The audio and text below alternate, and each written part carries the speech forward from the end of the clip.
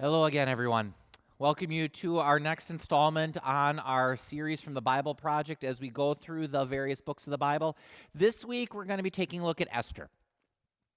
And this is totally an accident. I cannot take any credit at all for this. We're starting a new series this week in worship about hope. And really, an overriding theme of the book of of the book of Esther is hope. That no matter how bad it looks, no matter how challenging the situation, there's always a reason to hope. We get that in Mordecai's words in the middle of the book when he's talking with Esther and he's pleading with Esther to go talk to the king. And Mordecai makes the observation that, maybe you were born for a day like this, but even if you don't do this, I'm convinced that God will somehow raise deliverance, salvation will somehow happen for the people of Israel, no matter what. This was a man, Mordecai, who seemed well versed in the promises of God, that God would not let Abraham's line fail, that David would always have a descendant, Israel would not be wiped out. This is a story of hope. And so as we get into the book, we're going to take a look at a number of things. This book happens about in the 5th century BC. Its dates are approximately 484 to 473 is about when the material in the book happens. 484 to 473 BC. This is about not quite 100, well, a little bit more, about 100 years after the fall of Jerusalem in 586. The author of the book is unknown. We don't know who wrote it. There's no real solid evidence that Esther wrote it or Mordecai wrote it. We don't know. We do know that the author seems to be someone who is both Jewish and very well versed in the culture, the geography of the Persian Empire. So this is probably someone who's educated. This is probably someone who lives in one of the urban centers, possibly, and maybe even you could say likely, the capital of Susa. This all happens under the reign of Xerxes. Xerxes in ancient history is a pretty famous Persian monarch. This is the king of a very much Hollywood glamorized, but this is the king of the movie 300. This is the Persian monarch who invades Greece in order to conquer that entire portion of the Mediterranean, and he's turned back. This is the one who has so much power, so much influence, absolute monarch in every sense of the word. If Xerxes said it, no matter what it was, it happened. Which is why at the very beginning of the book, when we have Xerxes throwing this big party and he's parading out all of the things that are glorious and wonderful about his reign, and he summons his queen Vashti because he wants to parade his wife around too, and she refuses. Well, he's an absolute monarch, so what does he do? In a fit of rage, he deposes her and says, all right, we're going to have a contest now for a new king. And that's where Esther comes in. We see here, too, that an example of how many of the Jews, there were a number of Jews, obviously, many Jews, hundreds of Jews, perhaps thousands, who came back in the initial returns under Zerubbabel, Ezra, and Nehemiah. But Esther and Mordecai would be examples of Jewish families that stayed put. They'd been living in their parts of the Persian Empire, the ancient Babylonian Empire, ancient Assyria. They'd been living in those parts of the world now for generations, and they were comfortable, and they were plugged in and connected, and they weren't going to uproot to move. One thing about Esther that we're going to note here under the Chordata too is that it's the only one of the Old Testament books not represented in any way, not even a fragment in the Dead Sea Scrolls. It's not quoted directly in the New Testament. Now, that does not affect how we would view its canonicity, though. Esther, for a number of reasons, is included in the canon. Even though it doesn't mention God directly, we'll get to that in the next section. It does mention a very pivotal point in the history of Israel. It does describe, you could say, God's providential hand in preserving his people. The book Esther is included in the Old Testament prior to the translation of the Septuagint in the 3rd century BC. It's right there in the listing of the books in the Septuagint, which means it was included beforehand as part of that, a part of those received texts. So it was a commonly accepted book in the Old Testament in that period. So there are things that speak well of it, especially when we look at, again, how God moves and shapes. God's power, his dominion, his providence. These are things that are very real, very much a factor in the events of the book. So getting down to that one thing that I mentioned here about the name of the Lord not appearing, core themes and truths. I'm just going to read a portion of this. One of the most striking features for the readers of Esther is the distinct lack of reference to God in the book. His covenant name, the Lord, does not appear, nor any other names or titles. Yet it is critically important as a book in salvation history because it records how the Lord of history guides the events of that time to save Israel once again from an existential threat of a complete genocide. One of the things we're going to note in the book is that this plot of Haman wasn't just to, cause the Jews problems or just to imprison large swaths of them or to enslave them. This was a edict that Haman puts out there to completely wipe out Israel. Really, it's a 5th century BC of what Hitler tried to accomplish in the 40s. A genocide. A complete burning up of a people. And that would be problematic. Obviously, in the salvation story, that'd be a huge challenge. Not only to God's promise to Abraham to have a great people, but also the line of the Savior would be snuffed out. It'd be annihilated. The promise to David that he would always have an heir on the throne would be gone, destroyed. And so we see here through Mordecai and Esther, the Lord of history step into history, move and shape events so that the line of the Savior could be preserved, so that God's people could be preserved, so that the promise to Abraham would endure. Another purpose of the book is just to give us some history as to one of the Jewish festivals that isn't established at Sinai. There are two bigger festivals in the Jewish calendar, the modern Jewish calendar, that actually don't have roots at Sinai. Passover, roots at Sinai. Tabernacles, for the few Jews that still observe it today, Sinai. And a couple of others. But there are two major ones, and one for sure you've heard of, Hanukkah, has no roots at Sinai.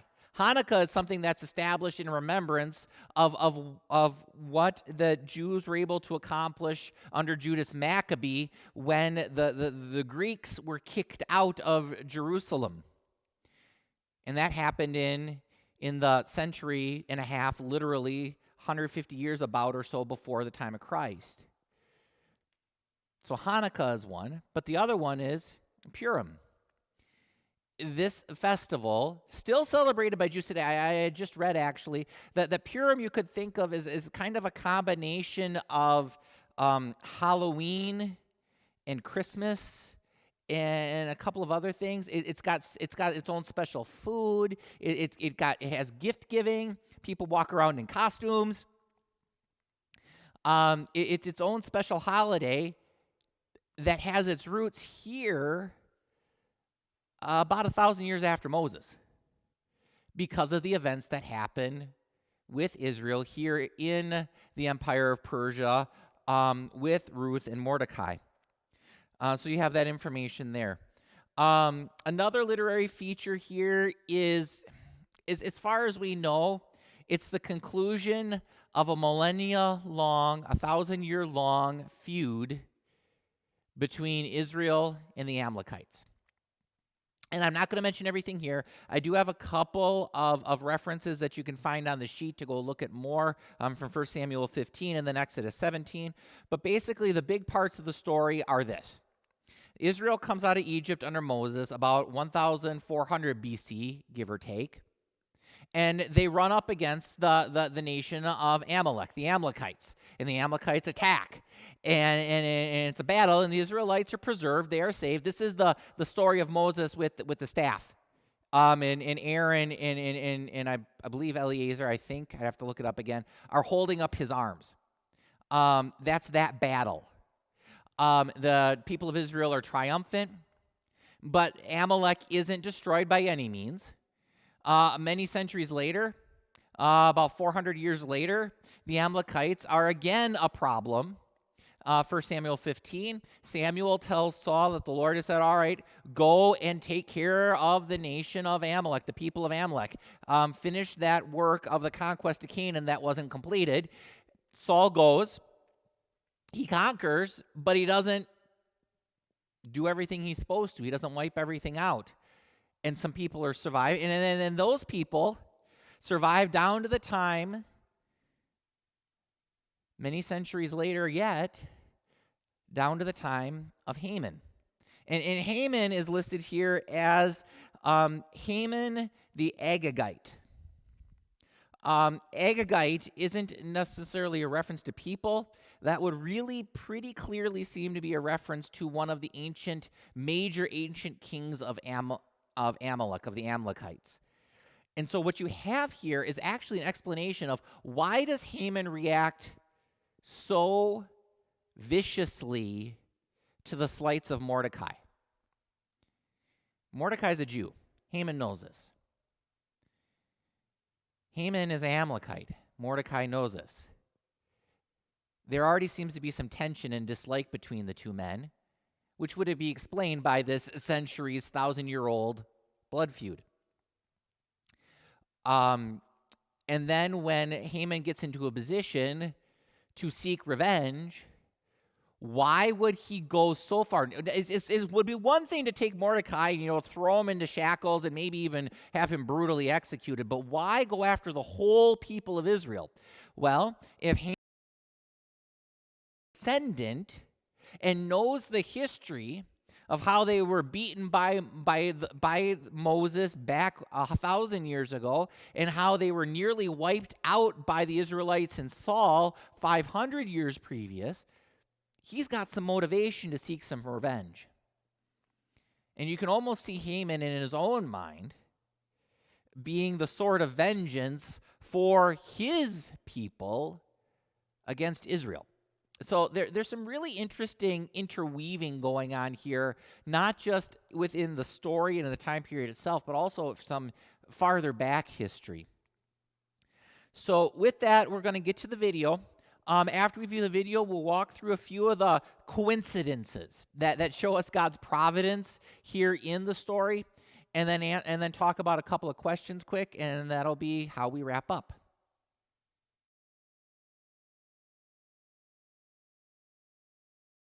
The book of Esther, it's one of the more exciting and curious books in the Bible.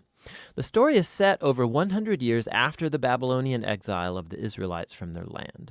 And while some Jews did return to Jerusalem, remember Ezra and Nehemiah, many did not. And so the book of Esther is about a Jewish community living in Susa, the capital city of the ancient Persian Empire. The main characters in this story are two Jews, Mordecai and then his niece Esther. And then there's the king of Persia, who's something of a drunken pushover in this story. And then there's the Persian official Haman, the cunning villain. Now, this is a curious book in the Bible, mainly for the fact that God is never even mentioned, not once, which might strike you as kind of odd. I mean, isn't the Bible about God? But this is a brilliant technique by the author, who's anonymous, by the way. It's an invitation to read this story looking for God's activity, and there are signs of it everywhere. The story is full of very odd, quote, coincidences and ironic reversals, and it all forces you to see God's purpose at work, but behind the scenes. Let's just dive into the story. The book opens with the king of Persia throwing 2 elaborate banquet feasts that last a total of 187 days, and it's all for the grandiose purpose of displaying his greatness and splendor. On the last day of the banquet feast, he's really drunk, and he demands that his wife, Queen Vashti, appear at the party to show off her beauty. She refuses, and so in a drunken rage, the king deposes Vashti and makes the silly decree that all Persian men should now be the masters of their own homes. Then he holds a beauty pageant because he wants to find a new queen. This is like a really bad soap opera. But it's right here that we're introduced to Esther and Mordecai. Esther hides her Jewish identity and enters the beauty pageant and wins. And the king is so obsessed with Esther that he elevates her to become the new queen of Persia. Now, after this, and even more serendipitous, is the fact that Mordecai just happens to overhear 2 royal guards plotting to murder the king.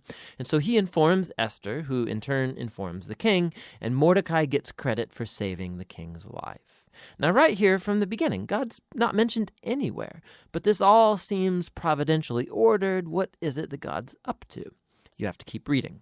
We're next introduced to Haman, who's not actually a Persian. He's called an Agagite. He's a descendant of the ancient Canaanites. Remember 1 Samuel chapter 15.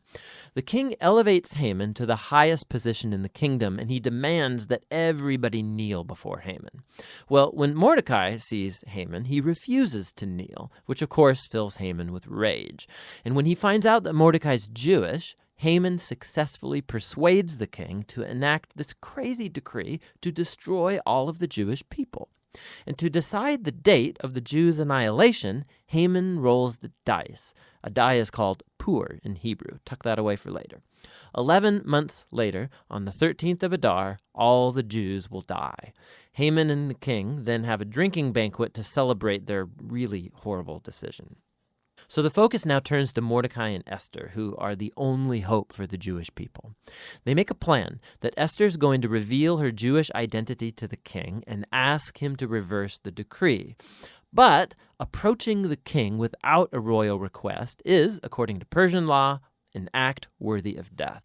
So in a key statement, Mordecai, he's confident that even if Esther remains silent, that deliverance for the Jews will arrive from another place. And then Mordecai wonders aloud. He says, who knows? Maybe you've become queen for this very moment. Esther responds with bravery, and she purposes to go to the king with her amazing words, if I perish, I perish. Now, in what unfolds, we watch the ironic reversal of all of Haman's evil plans. So Esther hosts the king and Haman at a first banquet, and she says that she wants to make a special request of both of them at an exclusive banquet the following day. So Haman leaves the banquet totally drunk, and he sees Mordecai in the street. He fumes with anger, and he orders that a tall stake be built so that Mordecai can be impaled upon it in the morning. It seems like things can't get any worse for the Jews and for Mordecai. But all of a sudden, the story pivots. It just so happens that night, the king, he can't sleep, and he has the royal chronicles read to him for good bedtime reading, and he just happens to hear about how Mordecai had saved the king's life. He had totally forgotten. So in the morning, Haman enters to request Mordecai's execution, and the king in that moment orders Haman to honor Mordecai publicly for saving his life. So now Haman has to lead Mordecai around the city on a royal horse, telling everyone to praise him. Now this moment in the story, it's a pivot for the whole book. It begins Haman's downfall and Mordecai's rise to power. Watch how this works. The day after is Esther's second banquet. So the king and Haman arrive, and Esther informs the king that first of all, she's Jewish, and second, that Haman has enacted a decree to murder her and to murder Mordecai, who saved his life, and to murder all of the Jews. Now the king's had a lot to drink, so when he hears this news, he goes into yet one more drunken rage, and he orders that Haman be impaled on the very stake he made for Mordecai. It's ironic and a grisly way for Haman to go. Haman's execution, however, doesn't solve the problem of the decree to kill all of the Jews. So the focus now turns to Esther and Mordecai as they make a plan to reverse the decree. They discover that the king can't revoke a decree that he's already made. So instead, the king commissions Mordecai to issue a counter-decree. On the appointed day that all of the Jews were supposed to be killed, the 13th of Adar, now the Jews are ordered to defend themselves and to destroy any who plotted to kill them. Then Mordecai, Esther, and Jews everywhere hold banquets and feasts to celebrate this new decree, and Mordecai is elevated to a seat beside the king. Eventually, the decreed day comes, and the Jews triumph over their enemies. First, they destroy Haman's family, and then any other Persian officials who had joined in Haman's plot. And then on a second day, they get permission to destroy any who plotted against them throughout the entire kingdom. This results in joy and celebration as the Jews are rescued from annihilation. The story then tells about how Esther and Mordecai established by decree this annual 2-day feast of Purim to commemorate their deliverance from destruction. And the name of the feast comes from Haman's dice. Remember, Purim. The book concludes with a short epilogue as Mordecai is elevated to second in command in the kingdom, and we are told now of his royal greatness and splendor as the Jews thrive in exile. Now, step back. Notice how this whole story has been designed. The story was full of moments of ironic reversal, but we can now see the whole story is structured as an ironic reversal, right down to the details. So the king's splendor and feasts and decrees are mirrored by Mordecai's splendor and feasts and decrees at the end. Esther and Mordecai, they first saved the king, but now in the end they save all of the Jews. Then you have Haman's elevation and edicts and banquet that gets reversed by Mordecai's elevation and edict and banquet. And then at the center you have Esther and Mordecai's planning scenes, and then Esther's 2 banquets that act as a frame around the greatest moment of reversal in the whole story: Haman's humiliation and Mordecai's exaltation. Beautiful. Another fascinating feature of this book is the moral ambiguity of the characters. There's a lot of drinking and anger and sex and murder, of which Mordecai and Esther are a part. Not to mention their violation of many commands in the Torah, like marrying Gentiles or eating impure foods. And so the story's not putting Mordecai and Esther forward as moral examples, as if it endorses all of their behavior. But they are put forward as models of trust and hope when things get really bad. And so the book of Esther comes back to that question with which we began: why God is not mentioned. The message of this book seems to be that when God seems absent, when his people are in exile, when they're unfaithful to the Torah, does this mean that God is done with Israel? Has God abandoned his promises? And the book of Esther says no. It invites us to see that God can and does work in the real mess and moral ambiguity of human history, and he uses the faithfulness of even morally compromised people to accomplish his purposes. And so the book of Esther asks us to be willing to trust God's providence even when we can't see it working, and to hope that no matter how bad things get, God is committed to redeeming his world. And that's what the book of Esther is all about. Welcome back. We will continue now with just, again, like I said, just looking at some of those interesting coincidences that we see here in the book of Esther that really show God's hand at work. Kind of like a person with their hand on the chessboard, moving pieces around, positioning them just right so that when the moment for the attack comes, they're prepared.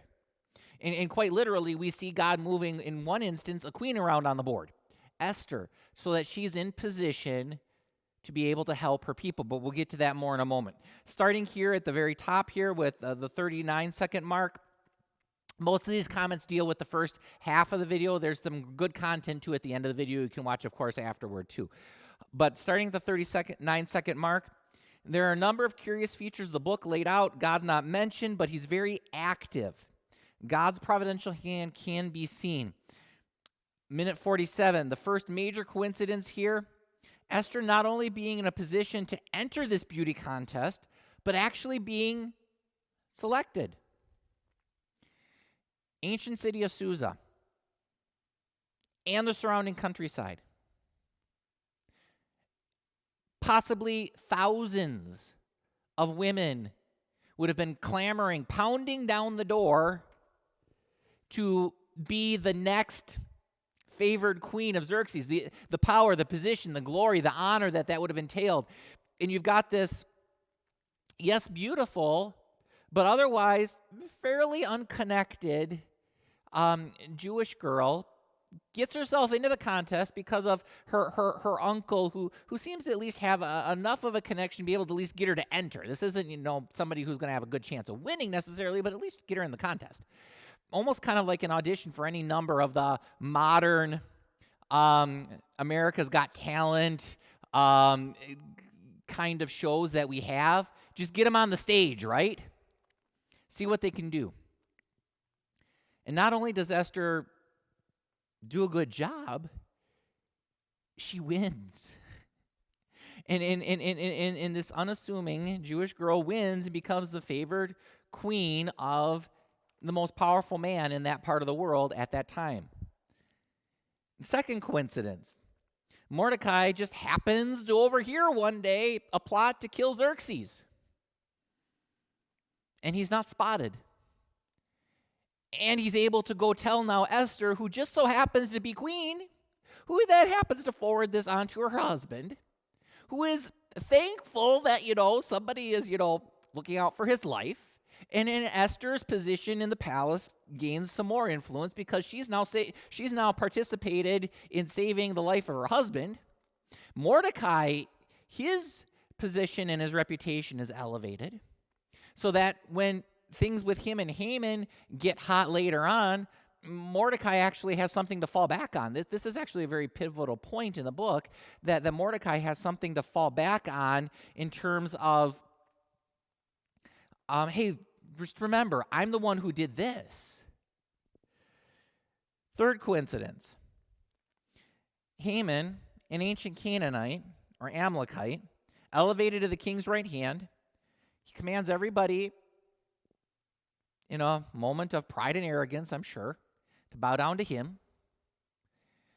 Mordecai, being an ancient Jew and knowing that Haman is an ancient Canaanite / Amalekite, refuses.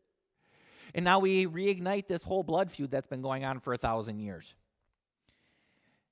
There are all kinds of reasons I mentioned before the video of why Haman would have reacted so viciously, and I'm not going to repeat all of them. But you see this blood feud coming to a head, but you also see God's hand in having not just Mordecai, but also Esther in positions to be able to help and save God's people. Because Haman then hatches this plot to get all the Jews wiped out, all of them killed completely, gone, wiped off the face of the earth. And then God just so happens to allow Xerxes to have a night of insomnia. And as he's not able to sleep, he calls the royal scribe. Imagine being rustled out of your bed. The king can't sleep. He needs you to come read him a bedtime story. Read me some stories about my glorious reign so I can fall back asleep. Basically, that's what this guy was summoned to do, and that's what he does. It's just interesting that he happens to flip to the page where Mordecai's saving of Xerxes is recorded. And Xerxes goes, I'd forgotten about that. Did we ever do anything for this guy? Did we ever, throw him a parade or anything? And the scribe says, no, not that I know of, Lord. He's like, well, we need to do that. And so when Haman shows up the next morning, he's all prepared to throw Mordecai under the bus, get him killed. And the king, before Haman can say anything, the king comes out and says, hey, there was somebody last night I was just getting read to about again, about how he'd saved my life. We need to throw this guy to parade. What do you think? And Haman's like, oh yeah, that's a great idea, my lord. Good. And the king's like, all right, go get Mordecai and throw him a parade. And just like that, Haman's plots start to unravel. It is so interesting in this book, and read all of it. It's not a long read. Read all of it in one sitting, and you'll see just how God's hand is all over. His providential hand is all over, moving and shaping events in its own way. We have in the New Testament the Bible verse where Paul is talking about how God moved and shaped events for the time of Christ, and when everything was just perfect, that's when he sends Christ in the world. In Galatians, we read, when the time had fully come, when the set time had come. Well, we see God doing something similar here for his people, the people of Israel, in Esther. God moving and shaping events so that when the critical moment came, God, through the people he had put in place, could send deliverance for his people. Esther is an incredible story of hope. We have a couple of questions here at the end. Why is the story of Esther such an important one in the history of the people of Israel? Again, as always with these questions, if you want to throw comments down in the comment section, if you have any questions of your own, put them down there. Get a hold of me, email me, whatever, and we'll do our best to answer those questions. So again, the first question, why is Esther such an important story in the history of the people of Israel? Why is it such an important story for God's plan of salvation through Jesus? And then finally, though God's name is not directly mentioned in the book, his hand is all over its events. Name one example of this from the book, and then also think about and discuss perhaps an example of God's hand working in your life. Thank you again so much for taking the time to be with us today. If you have any questions or comments, please put them down in the comment section for us. Subscribe to our page and channel, and we'll hope to see you again very soon.